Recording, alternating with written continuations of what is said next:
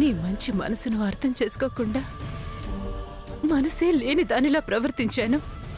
ఆ కసాయిదాన్ని భుజానెత్తుకొని నిన్ను చీడ పురుగులా చూశాను. మానసికంగా నిన్ను హింసించానమ్మా, హింసించాను. దాని గురించి తెలిసి దాన్ని దూరం పెట్టినా చేసిన పాపం ఎక్కడికి పోతుంది శామ్? నన్ను చావంచుల వరకు తీసుకెళ్ళింది.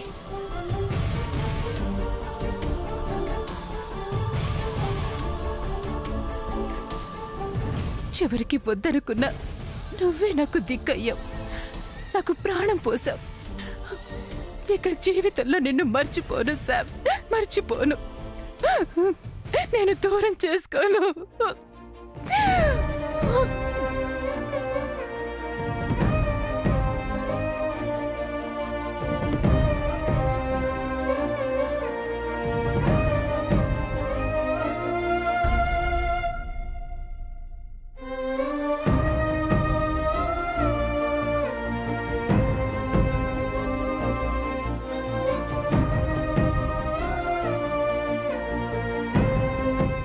చేసుకున్న వాళ్ళని దగ్గర చేసుకుంటే ఇంకా సంతోషిస్తాను చిన్నత్త. మర్చిపోవాలనుకున్న బంధాన్ని తిరిగి తెచ్చుకుంటే నేను ఇంకా ఆనందపడతాను.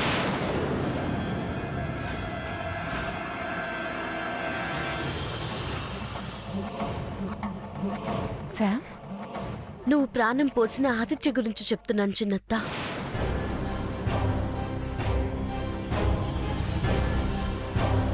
నాకు తెలుసు చిన్నత్త, ఆదిత్య నీ కొడుకే నాకు తెలుసు.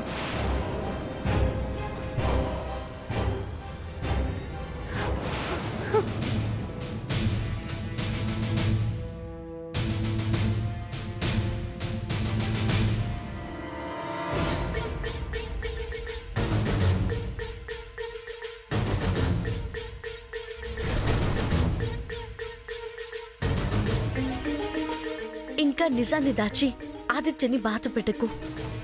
తన పగ పెరిగేలా చేయకు చిన్నత్త.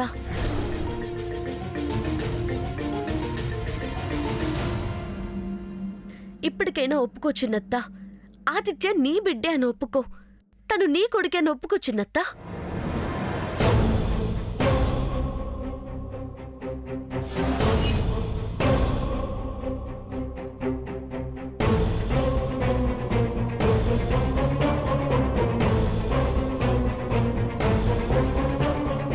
ఒప్పుకోలేను సార్. వాడు నా కొడుకని చెప్పలేను.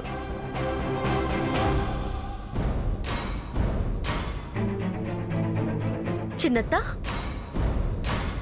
అవును సార్, చెప్పలేను. నా కడుపున పుట్టిన ఆదిత్యని నా కొడుకు అని ఆదిత్యని ఎలా చెప్పను శామ్?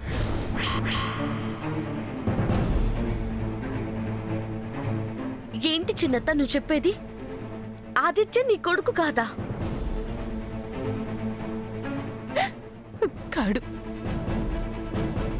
మరి సూర్యబావ ఆదిత్య ఇద్దరు ఒకేలా ఉన్నారు? నేను చేసిన తప్పుకు నాకు శిక్ష పడాలని ఆ దేవుడు వాడి పోలికల్ని నా బిడ్డకు ఇచ్చాడనుకుంటా. ఆ పోలిక వల్లే కదా వాడు ఇక్కడ దాకా వచ్చాడు. పగ సాధించాలనుకున్నాడు. చిన్నత్త, నీ మాటలు నమ్మబుద్ధి కావడం లేదు. నువ్వు అబద్ధం చెప్తున్నావనే అనిపిస్తుంది. లేదు శామ్, నిజమే చెప్తున్నాను. నా బిడ్డ మీద ప్రమాణం చేసి చెప్తున్నాను. ఆదిత్య నా కొడుకు కాదు.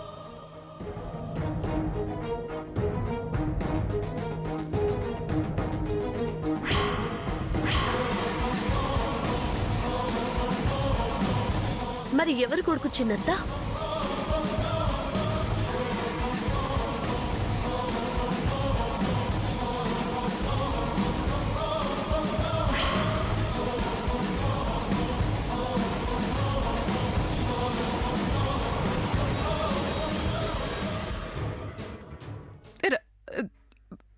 రాజీ యొక్క కొడుకు.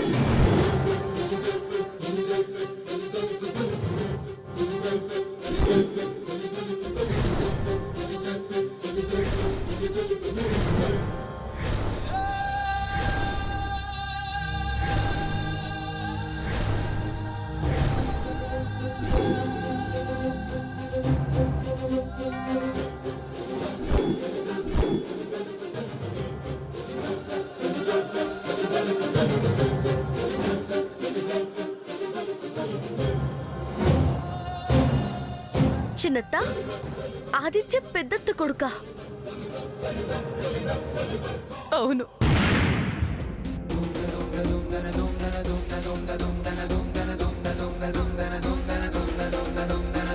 పెద్దత్త నీకేం అన్యాయం చేసిందని తన కన్న బిడ్డని తనకు కాకుండా చేశావు? అక్క నాకేం అన్యాయం చేయలేదు. తనకి పుట్టిన మగ బిడ్డ వల్ల నా కుటుంబం అన్యాయం అయిపోతుందేమోనని భయం వేసింది.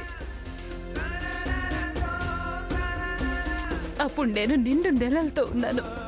నాకు కొడుకు పుడతాడో కూతురు పుడుతుందో తెలియదు కదా. అక్కకి పుట్టినవాడు మొదటి వారసుడైతే నా బిడ్డకు అంత హోదా దక్కదని అనిపించి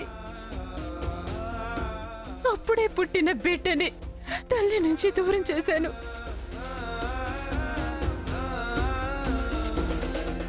నా అదృష్టమో అక్క దురదృష్టమో తెలియదు, కానీ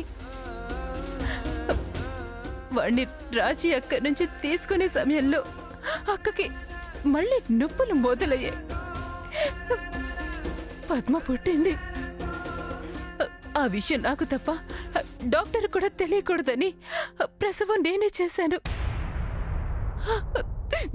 పుట్టింది ఆడబిడ్డే అని డాక్టర్ని నమ్మించాను.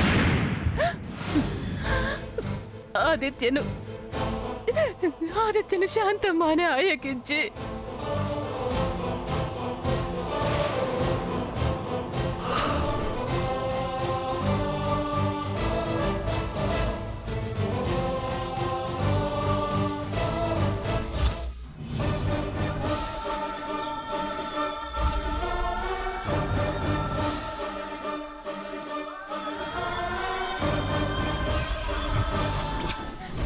నేను చేసింది ఎంత పెద్ద మహాపాపమో. కానీ కానీ ఈ నిజాన్ని ఎవరికి చెప్పగలను? ఎవరికి చెప్పలేను. చెప్పి వాళ్ళు నన్ను అసహ్యంగా చూస్తుంటే తట్టుకోలేను శామ్. నన్ను మృగంలా చూస్తుంటే తట్టుకోలేను. అవస్థ పడుతున్నారు శామ్.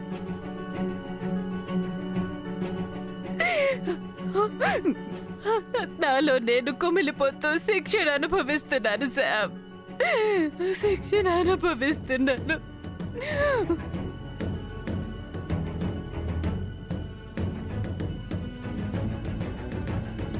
ఇంకా నీకు అవసరం ఉండదు చిన్నత్త. పోయిన కాలం ఎలాగో తిరిగి రాదు. జరిగింది చెప్పి బాధ పెట్టం. అలా అని ఆదిత్యని అలాగే వదిలేయం. ఏం చెప్తున్నావు సార్? నిజాన్ని చెప్పకుండానే ఆదిత్యని వజ్రపాటి వారసుని చేస్తాను అంటున్నాను. అవునా? నీకిష్టం లేదా చిన్నత్త? నేను చేసిన పాపానికి ప్రాయశ్చిత్తం కలుగుతుంటే ఎందుకు ఇష్టం ఉండదు శామ్? వాడు సంతోషంగా ఉండటమే నాకు కావాలి. మనతో పాటు ఉండడమే కావాలిమ్మా. ఉంటాడు చిన్నత్త. ఉండేలా చేస్తాను. పగపోయి ప్రేమొచ్చేలా చేస్తాను. తన ఒంటరి జీవితాన్ని ఇక తనకి లేకుండా త్వరలోనే చేస్తాను చిన్నత్త. నీ బాధనే కాదు, తన బాధని పోగొడతాను చిన్నత్త.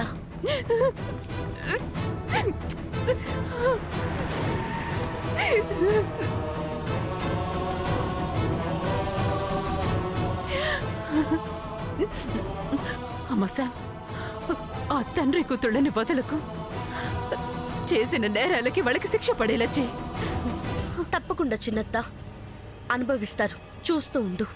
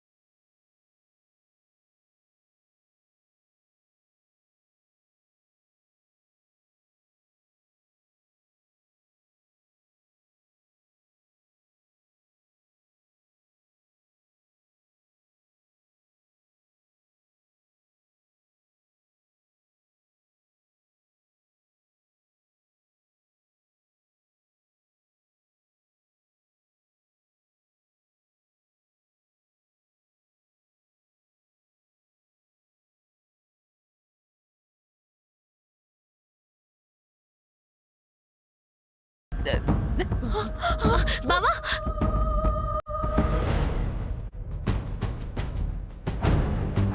చిన్నత్త బావా సూర్య శ్రీ ఎస్ఐ గారు,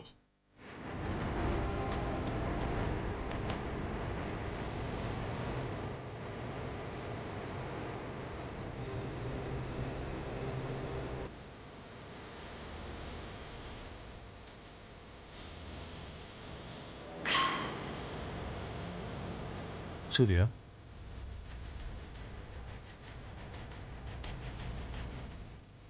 నువ్వు వచ్చిన కారణం ఏంటో నువ్వు చెప్పకపోయినా తెలిసింది ఆదిత్య.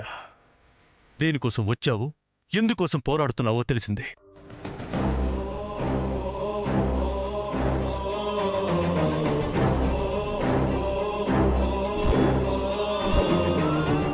నీకు తెలిసిన నిజానికి వ్యతిరేకంగా నువ్వసలు ఊహించని విధంగా ఆ నిజం ఉండబోతుంది. దాన్ని నువ్వు ఇప్పుడు తెలుసుకోబోతున్నావు. బావా తెలియాలి. తెలియాల్సిన వాడికి తెలియాలి శామ్. ఏంటి సూర్య అడుగుతున్నాడుగా, చెప్పమ్మా.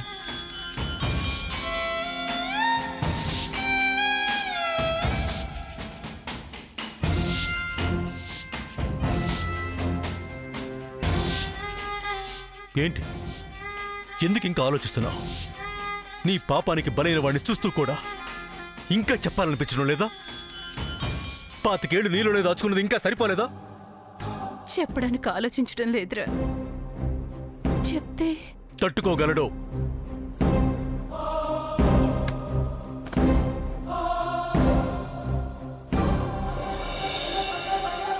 నువ్వు చేసిన దానికన్నా చెప్పేది ఎక్కువేం కాదు.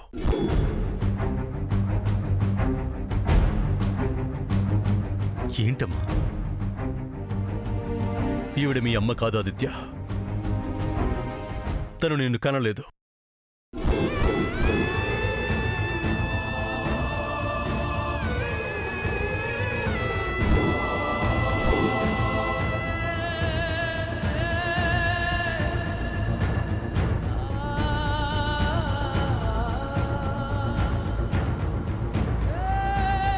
అవును ఆదిత్య, నీ కన్ను తల్లి నేను కాదురా, రాజీ అక్క.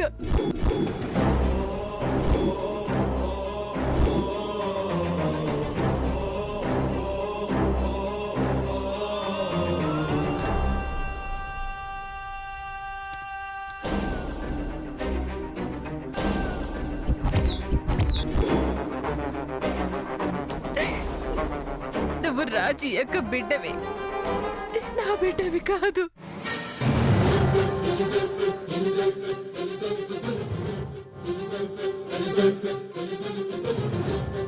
నా బిడ్డని వారసుని చేయడం కోసమే నిన్ను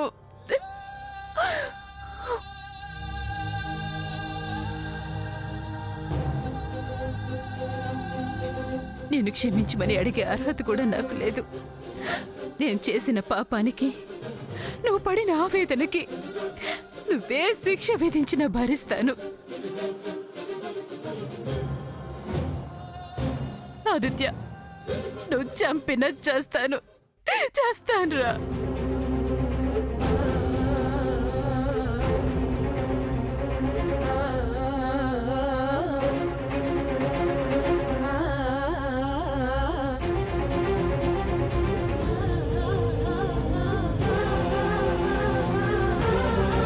ఆదిత్య, చిన్నత్త చేసింది తప్పే, క్షమించరా అంతే.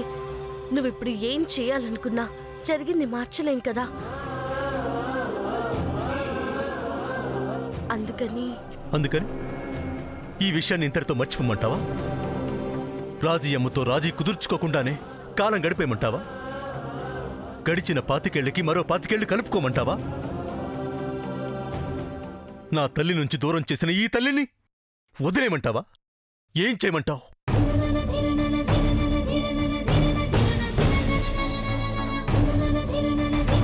ఏం చేయాలనుకుంటున్నావో నీ ఇష్టం ఆదిత్య. నా ఇష్టమైన సూర్య, సఫర్ అయింది నువ్వు, ఆ పెయిన్ అనుభవించింది నువ్వు, శిక్ష వెయ్యాల్సింది నువ్వే ఆదిత్య.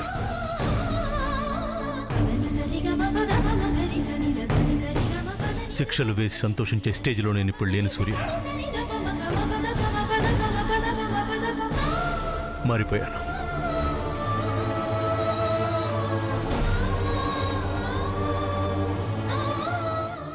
సమంత నన్ను మార్చేసింది.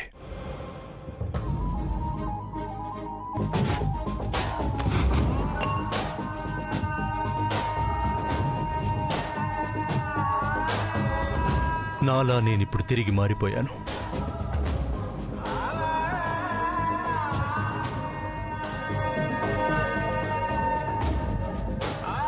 ఎస్, తనకు జరుగుతున్న అన్యాయాలకి తనకి ప్రతీకారం తీర్చుకోవడానికి అవకాశం ఉన్నా తను అలా చేయలేదు.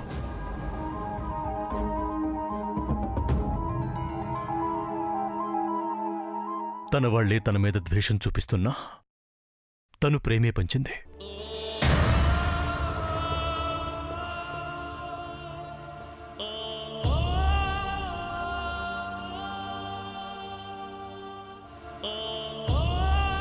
వాళ్ళు బాగుండాలనే కోరుకుంది. ఆఖరికి చావు వరకు వెళ్ళిందే కానీ తను మారలేదు.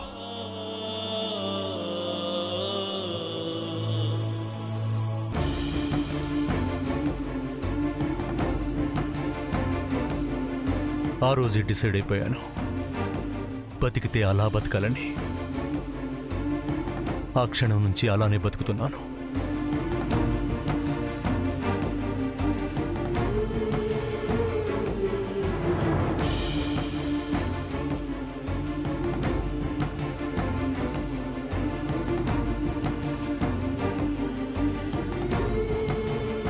నువ్వేమో ఆవేశంగా శిక్ష వేసి నీ ఇష్టం అంటున్నావు. వద్దు తమ్ముడు, నిజం తెలిసింది కదా, అది చాలు.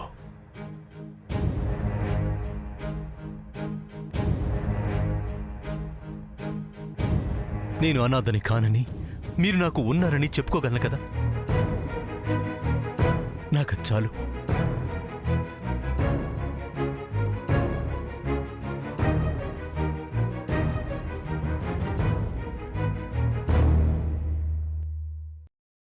ఇప్పుడు రాద్ధాంతం చేసి ఇంట్లో వాళ్ల మధ్య మనస్పర్ధలు తేలేను.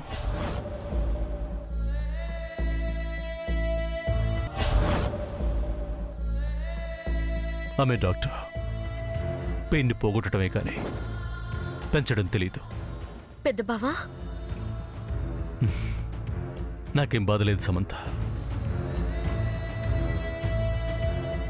అమ్మను అమ్మ అని పిలుచుకోలేకపోయినా నాకు అమ్ముంది కదా, హ్యాపీగా ఉంటాను.